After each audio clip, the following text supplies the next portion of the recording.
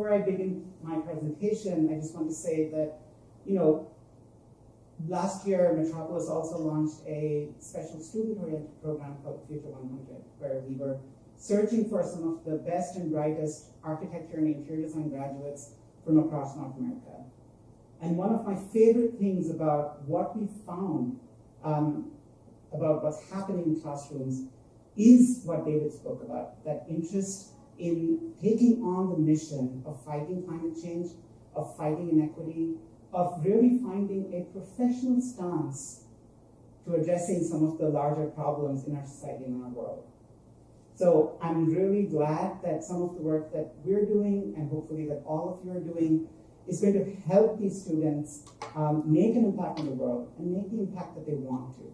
So thank you so much for this opportunity. I think we all agree. I mean, we're in this room because hopefully we all believe in that, but that we all need to fight climate change. And yes, interior designers too, even though that has not always been clear. Obviously, what we do in the building sector puts greenhouse gases in the air. Now, I know I don't need to go over those numbers with you, but I just want to point out that, we are in far excess, right, of the greenhouse gases that we can take, and that our natural systems, which are simultaneously being degraded, can absorb back into the carbon cycle. So while we talk today about reducing carbon emissions and getting to net zero or carbon neutral, I just want you to remember, just hold in your heads, that this is not necessarily an act of removal or reduction alone. That eventually we're going to have to address this historic wrong, right? Several hundred years of imbalance in the way that we have done things in the building industry. Installing it, even a single wire has 3 or 4 materials in it, and unfortunately one of them is PVC. So, every single component of buildings and every single component of interiors already has emitted a huge amount of greenhouse gases before it ever gets to your site. For new construction, if we continue business as usual, that 28% piece is eventually going to end up by 2050 being about 51%. So about half of all the building industry's emissions will be embodied carbon, okay? And embodied carbon is, of course, one of the pieces that we control pretty heavily in the interior design industry, and I'll show you why. For that, you have to understand the second thing, which is life cycles. We assume, as architects generally tend to do, that you put a building up, and then the building pretty much remains the same. It's just, the lights are turned on and turned off every day, the HVAC is on all day, all of that stuff for the rest of its life, and then at some point the building is torn down, right? So when you do a life cycle assessment of a building project, you're essentially calculating over that narrative, that story. But we in this room know that our profession, the interior design profession, doesn't really run on new construction. Anywhere between 60 to 95% of some interior design firms' practices are renovation projects, tenant improvement projects. As David said, in most cases, even now, the calculations we're making are based on interiors being renovated every 10 years. We used to assume that workplaces were 10 years, but when is the last time you heard of a 10-year lease on a workplace? Leases are getting shorter and shorter. Every time a tenant moves in and a tenant moves out and another tenant moves in, usually the owners strip it to white, strip the entire interior down, turn the surface, all the surfaces white, right? And then bring the new tenant in to show them the space. So already we've thrown so much stuff out. We've already, caused this huge carbon crime essentially every time, right? Element architects moved into their building, into their floor somewhere in the early 1980s. Okay, they knew that they were not moving into a space that looked like it had been put there in the 60s, so they knew that at least one renovation happened since the building was built in the 60s. Okay, and then they knew the renovations they had undertaken in their space, so they put in numbers for all of those. And you can see what they found. I mean, it's pretty clear. Over the life of their building to date, the embodied carbon footprint of interiors is equal to that of the embodied carbon footprint of the structure and the envelope of the building. Before we jump right into what we can do, I just want to point out a couple of things that are structurally different about the interior design profession as compared to architecture. Because architecture, of course, Architecture 2030 was founded in 2004. They've had a number of years to build tools and build calculators and all those things to address their carbon footprint. But we are structurally different in the interior design industry, and we have to understand that about ourselves. Interior design is a relay race. Because most of the projects that your students are going to touch are going to be renovation projects, that's just the fact of the industry today. That means that almost any project you touch, another interior designer has touched it before you, and you have to design it as though another interior designer is going to touch it again 10 years from now or 5 years from now. If we don't accept that basic fact, we're going to be, designing ourselves to extinction. We cannot design for some utopia where our spaces live forever. We have to accept the fact that spaces are going to be turned over till the very systems and structure of this profession change. And that's something we have to work on simultaneously. But in the interim, if we continue to design as though our designs are going to live forever, we're doing a huge disservice to the planet. The second thing that David pointed out is that interior design touches lives. So if an architect were to change out the concrete that he's using in the foundations of a building to carbon pure cement, as many architects are doing now in order to bring down the embodied carbon of that concrete of the building, you wouldn't really know walking into the building. But if you change out the floors, the walls, the lighting, the furniture, you can bet anybody walking into that space is going to know, right? And so we have this direct interface with the human experience. And I'm not saying that architects don't, but we do have, there's nothing that we do that does not have a direct interface with the human experience. So we have to design for that.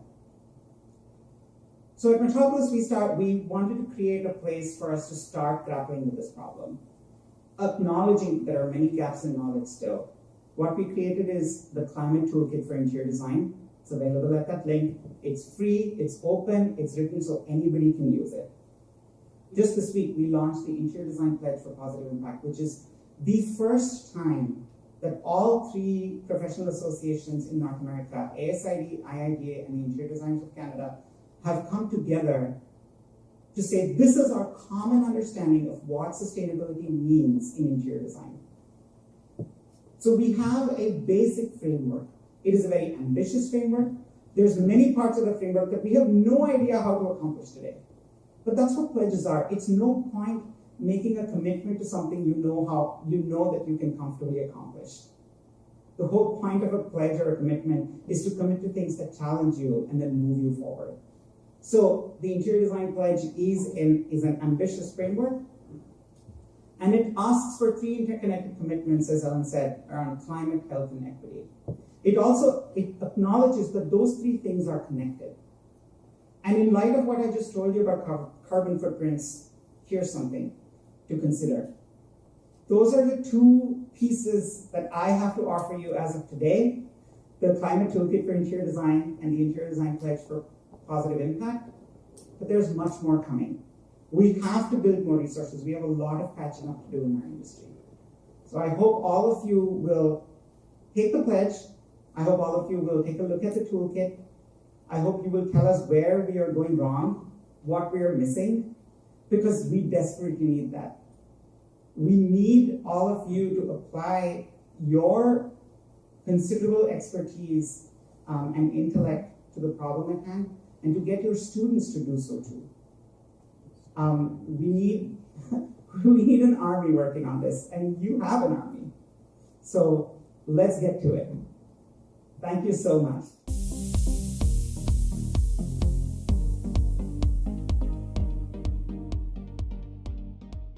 So how do social equity and inclusion and sustainability, how are they all intertwined?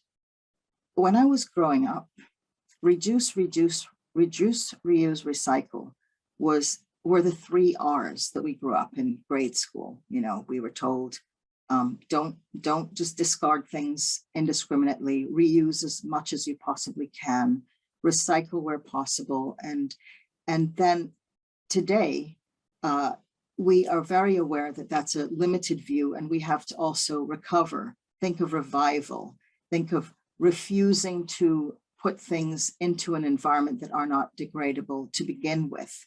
And also, you know, growing up in a small country, repair was a very big part of what we did. You know, you basically reused and repaired anything you could until it literally could not be repurposed again. So for me, there's a lot to know and understand about the topic of sustainability and how it's integrated, not only into our planet, but in our communities, people, and clients. And we don't have to know everything as professionals.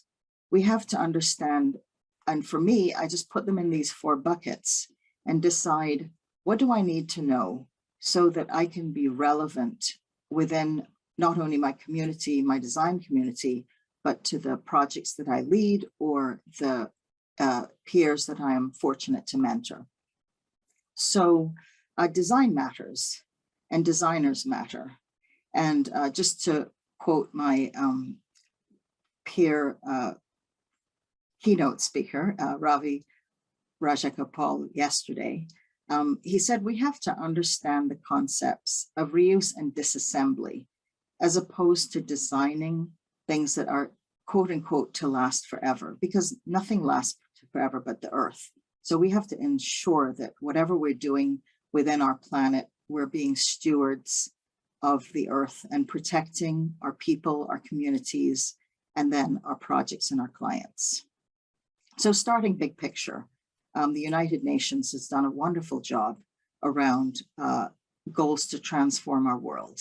And these 7 sustainability development goals go beyond necessarily our area of subject matter expertise, but they all relate to us as human beings. So human-centric design, even if we focus on specific items like goal-free, good health and well-being within spaces, whether we are looking for ensuring that there are decent working conditions in the projects that we design, ensuring that sustainable approaches are integrated. We can look at every single thing on this list and find a way that it's relevant to ourselves and our lives. So sustainability really is for all. So interior design touches lives. And ESG, environmental, social, and governance, is a term that has been very much focused towards business, but businesses are also within our community. And interior design has a human-centric endeavor within the business community and within this ESG framework. So for all of these, and many of these descriptors can be interchangeable, we have to be responsible for the environment. We want to be equitable in the social context. And of course, we want to be ethical and ensure that that is balancing a governance direction. And then over and above that, responsible environmental approaches are living design or sustainability. Equity, of course, brings in JEDI, which is justice, equity, diversity, and inclusion. And then from a governance standpoint and ensuring that there's equitable approaches, we want to ensure that social purpose is also part of that aspect. So there's definitely an intersection of climate, health, and equity in the broader lens of sustainability. There are tools that Avi also told us about yesterday, the Metropolis Magazine Climate Toolkit, that we all have access to. And in emphasizing our role to play in that fight, it really gives us a very accessible and easy tool to use and learn, and it's constantly being updated, so it's never going to be dated or out of practice. But it's fantastic that we have such an amazing resource. And I know Perkins and Will also was involved in this along with many other companies, but we actually do reference and use it in our project lives. I've been lucky to work with my last 3 firms that have a very strong belief in sustainability and living design, is what we call it at Perkins and Will. And so where you work, are your firm's mission and value statement around sustainable practices? in alignment with your own beliefs? Are those firms really human-centric at the forefront of their design practice, or does it take a back seat? And is there respect for the interior design professional? If you zone in on materials alone, we know that that has the most impact on the carbon footprint on the earth from an interior standpoint. So we have tools that we use, the life cycle assessment analysis, that we use for our architectural and interiors projects. And it's easier to apply this to a whole building. But as far as a carbon practice guide, we have to be really aware, and Avi brought this really to the forefront yesterday, how much there's an impact from interiors on a carbon footprint on this earth because of the amount of times leases turn over in our industry and the amount of times we touch interiors and literally throw everything in the trash to have a new project. So how can we be responsible and ensure that there's information for when that space is next used? So that brings us back again to design matters. We have a responsibility in our professional industry. And for me, I feel that I start with the relationship of our earth, communities, people, and then ultimately our projects and clients as how I look at professional practice. So how do we teach the passion for sustainability to the next generation of interior design professionals?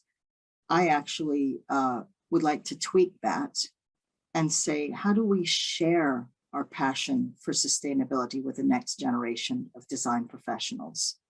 I want to give input where it's important, give guidance where it's relevant, and be present and meaningful when leadership is needed. And I'll always share my passion with as many people that I am fortunate to have in my circle. So thank you.